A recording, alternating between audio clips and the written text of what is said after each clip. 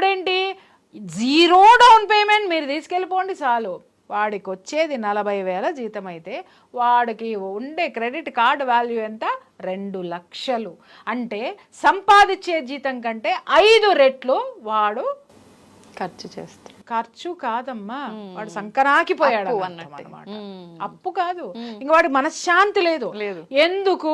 ఇక వాడు దేశం గురించి ఏం ఆలోచిస్తాడు, కుటుంబం గురించి ఏం ఆలోచిస్తాడు, యూట్యూబుల గురించి ఏం ఆలోచిస్తాడు, నీ గురించి ఏం ఆలోచిస్తాడు, మానభంగాల గురించి ఏం ఆలోచిస్తాడు, హత్యల గురించి ఏం ఆలోచిస్తాడు, దోపిడీల గురించి ఏం ఆలోచిస్తాడు, నేను ఓటు ఎవరికి వేయాలో ఏం ఆలోచిస్తాడు.